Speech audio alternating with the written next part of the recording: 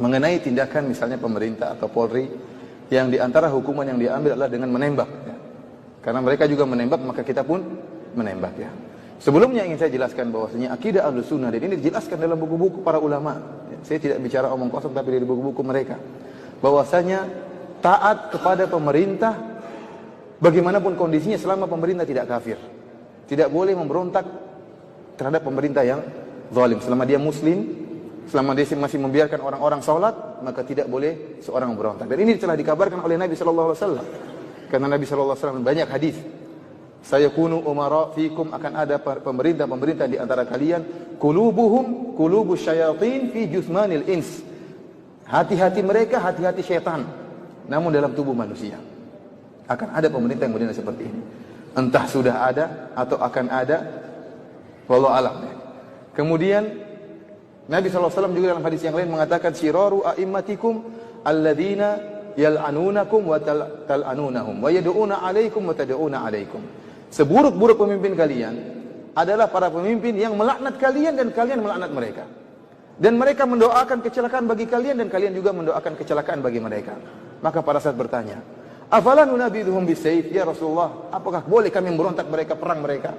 Kata Rasulullah SAW, la illa antarau kufran buwahan indakum minallahi fihi burhan. Tidak boleh sampai kau lihat dia benar-benar kafir baru kau lakukan. Dia pergi misalnya merubah agamanya, atau dia menginjak Al-Quran misalnya, itu lain lagi ceritanya. Ya, itu lain ceritanya. Para ulama mengatakan, taruhlah pemerintah ini kafir, ini pemerintah kita, pemimpin kita kafir. Tidak mau sholat, mencela Nabi, menghina Allah, menginjak Al-Quran. Pun kalau kita memberontak, para ulama mengatakan ada syarat yang perlu kita perhatikan. Masalah kemampuan, bisa atau tidak. Kalau tidak bisa, sabar.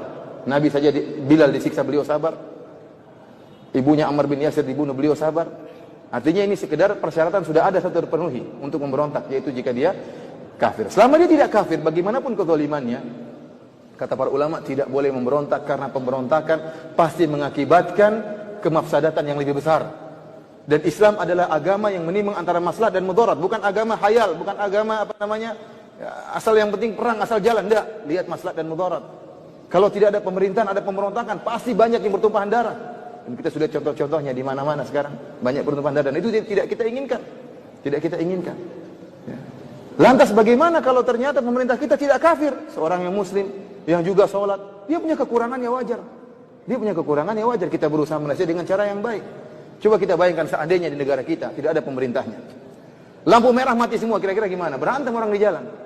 Polisi tidak ada, lagi sakit semuanya, satu kompi semuanya sakit. Orang tidak, subhanallah, bagaimana rusaknya.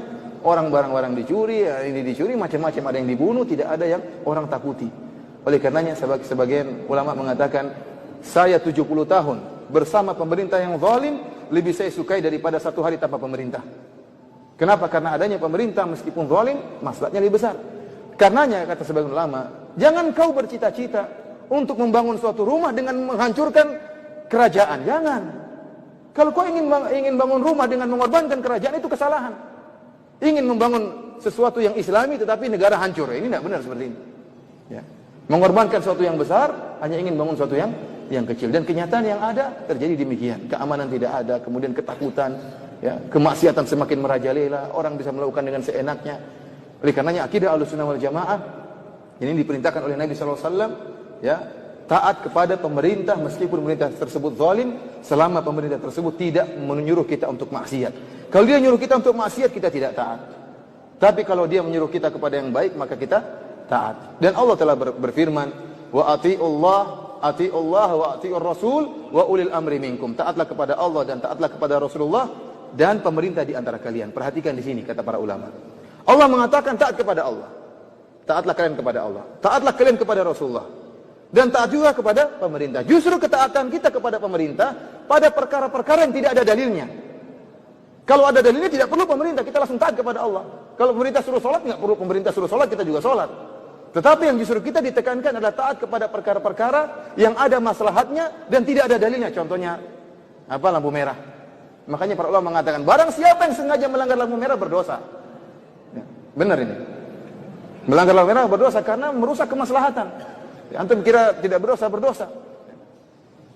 Kalau kita menghilangkan gangguan dari jalan dapat pahala, kalau kita meletakkan gangguan dapat dosa enggak? Dapat dosa. Melanggar ini mengganggu stabilitas keamanan. Ini berdosa. Kenapa? Melanggar perintah Allah, wa ulil amri minkum. Taatlah kepada pemerintah di antara kalian. Sekarang timbul pemberontakan. Kita dapati bahwasanya Ali bin Abi Thalib di zaman beliau muncul orang-orang Khawarij. Sebelum Ali memerangi Ali bin Abi Thalib memerangi orang Khawarij, Ali bin Abi Thalib mengutus Ibnu Abbas. Ibnu Abbas diutus dengan pakai pakaian yang indah untuk berdialog dengan orang Khawarij.